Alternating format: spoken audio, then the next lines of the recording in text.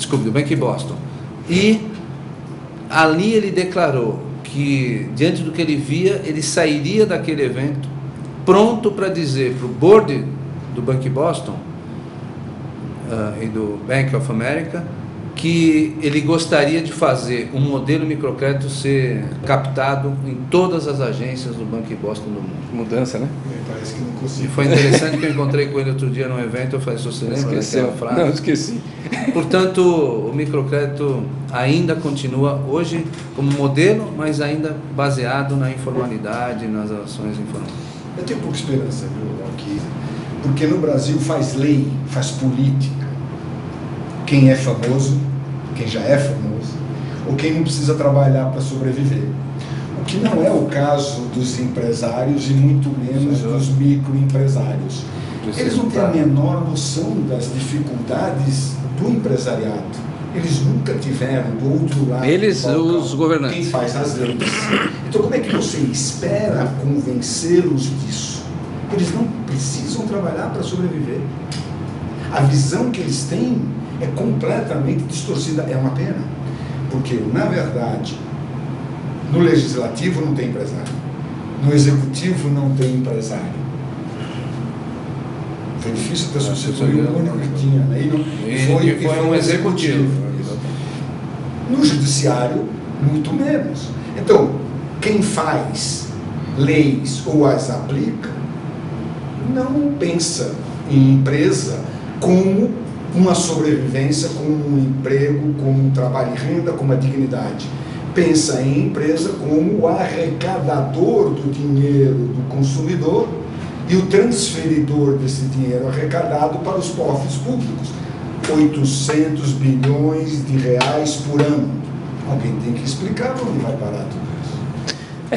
Veja, nós somos empresários, não dependemos de recursos públicos, nós do PNBE, e lutamos para que tenhamos uma certa grau de interatividade com os governantes. Por quê? Porque do jeito que o Lívio e o Gilberto estão nos vendo como acontece, nós somos mero pagadores de impostos e nós, empresários, somos permitidos de trabalhar. Tá certo? Quer dizer, porque eles não entendem o que é a questão dos empresários. Bom, o único momento aí que tem no governo, aparentemente, de apoio aos empresários é o SEBRAE nacional, etc., que, inclusive, arrecada dinheiro das nossas folhas de pagamento. Sim. Compulsoriamente. E não tem empresário nenhum presidente de SEBRAE. Tá certo? O que vocês me falam do SEBRAE? Do SEBRAE nacional, né? O SEBRAE São Paulo ainda a gente tem esse acolhimento. Na verdade, o modelo de criação do SEBRAE era magnífico, né? Só que a operação acaba se circunstanciando em uma mera... Eu acho que o SEBRAE hoje é um agente de treinamento, onde algumas pessoas têm acesso ao SEBRAE e tentam, a partir daí, desenvolver uma ação. Quer dizer, o SEBRAE deixou de ter está deixando de ocupar um espaço extraordinário dessa discussão. Tem ainda esses tentáculos de ligação com o governo e, portanto, perde sua autonomia, né? Há algumas exceções. Se eu pegar o SEBRAE do Ceará, que tem uma atividade grande na geração de trabalho e renda, no empreendedorismo, o estado do Ceará é um estado diferenciado nessa dimensão, mas são poucos os exemplos. O que a gente vê é que num estado como o estado de São Paulo, que é o maior provedor econômico do país, a sua situação ainda é pífia, a sua atuação é pífia, e não há um elemento de ligação efetivo para que se discuta esses problemas e que realize operacionalmente uma mudança de participação, principalmente do empreendedor. O PNBE, apesar de tudo isso que vocês estão vendo, participa de todas as atividades possíveis de fomento aos empresários.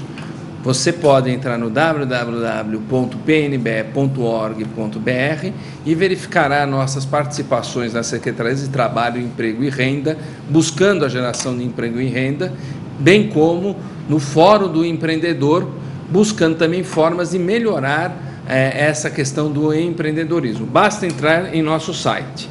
Nós estamos quase no final aqui já do programa, e eu colocaria agora uma coisa muito, assim, não controversa, mas muito incitá-los a pensar. Seria o caso de ter novamente uma frente ampla de apoio ao pequeno e médio empresário, que poderia levar a um partido dos pequenos empresários,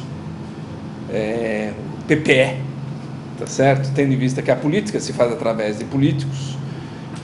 Como que poderia, se essa ideia não é totalmente maluca, porque a gente vive no mundo real, né?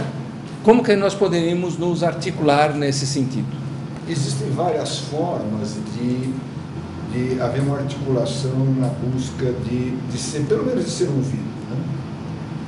Acredito que a formação de um partido, ou seja, lutar com no mesmo campo de batalha, seria interessante. O problema é lutar no mesmo campo de batalha com armas diferentes, né? É você, peso mosca, peso galo, entrar para disputar com o Mike Tyson.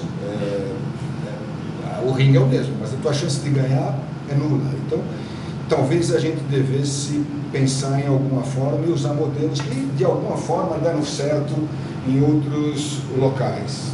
Se os empresários simplesmente montassem um movimento para um mês recolher os impostos do seu consumidor, não repassá-los para o governo, um mês, assumir que vai pagar com multa, um mês, eu garanto que o governo senta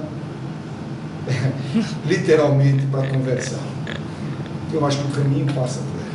Aí, olha, Você falou que tem modelos que já deram certo, isso aí já foi feito em algum local, porque aqui isso daí pode ser considerado crime, hein? Você pode estar pregoando uma desordem. Crime não, atraso. Atraso. Só atrasou um mês. Isso aconteceu já em algum local? Já houve movimentos semelhantes na França, na minha gostosa França.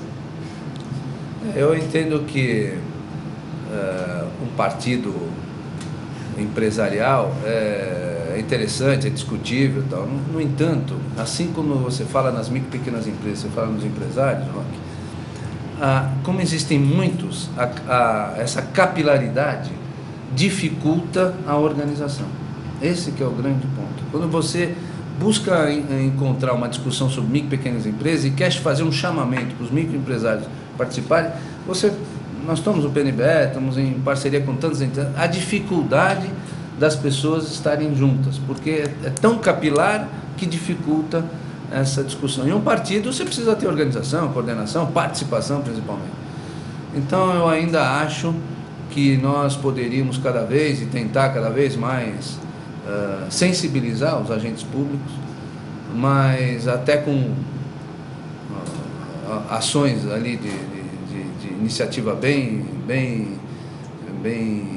questionáveis até, mas que incidissem por uma reflexão maior. Mas nós não podemos perder a causa, né? É a causa do PNBE, é a nossa causa de vida, de estarmos sempre buscando melhorias para que as empresas possam cada vez mais empreender, se aprimorar e ter sucesso. Quase acabando, mais outra provocação. A CLT, o sistema tributário, já discutimos isso, que dificulta a vida dos empresários, dificulta andar na linha, como todos nós queremos. Então a questão é a seguinte: leva à informalidade. O informal é um bandido ou não? Tem dois tipos de informais, né? Tem o informal por necessidade, por sobrevivência, o camelô que vende o vídeo pirata, e tem o informal pelo contrabando ou por aquele que grava o vídeo pirata. O que sobrevive vendendo, o que lhe falta é organização e apoio, ele não é bandido. O que produz, contrabandeia, ele só o faz porque o ganho que ele tem comparado com quem faz formalmente é muito grande. Se você diminuir este ganho, provavelmente é mais prejudicial a ele do que esse terrorismo da Receita Federal. Eu acho que reduzindo o imposto, facilitando a cobrança, né, como era a ideia do imposto único do professor Marco Sintra, facilitando a cobrança, dificultando, né, a sonegação, você mata o pirata produtor. Esse que vende na rua, esse é um lutador, esse é um sobrevivente. Eu entendo que as dificuldades tributárias estão fazendo os bons informais e os maus informais, né? Esse que é o problema. E quanto mais difícil, mais mal informal vai aparecendo. Então, é realmente um ciclo que poderia ser virtuoso, passa a ser vicioso. Mas o que eu acho que nós temos que buscar também uma solução é nos remendos tributários, né? Os grandes planejamentos tributários que nascem nas grandes organizações, que precisam e deixam de pagar imposto e que estão aí escorrendo pelo ralo no Brasil. A questão é bem complexa, é desafiante. Muito bem, gente, estamos aí chegando ao final. É www.pnbe.org.br. Somos empresários conscientes das nossas obrigações e também conscientes da nossa cidadania.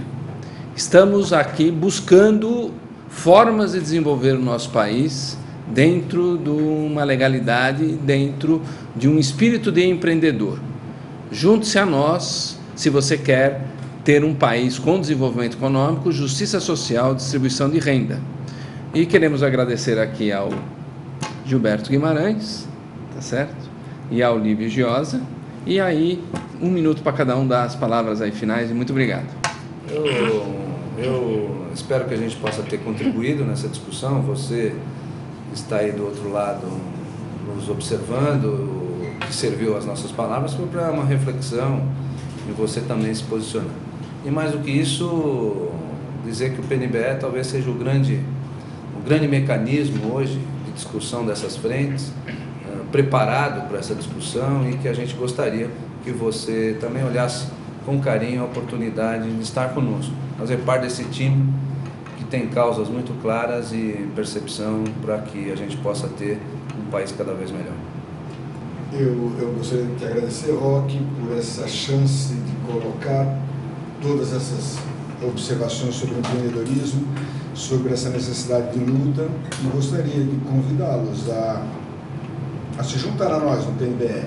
É um fórum, literalmente um fórum muito amplo, com todas as cores ideológicas e políticas convivendo, porque o objetivo continua sendo a dignidade que só é trazida ao cidadão pelo trabalho e renda. E o trabalho e renda é a raiz do empreendedorismo. Qualquer outra solução que prescinda do trabalho, mesmo que dê renda, não traz dignidade. Tá bom, então. Muito obrigado a todos e estejamos aí nos próximos programas em busca de um Brasil melhor, no Crescer Brasil. Muito obrigado.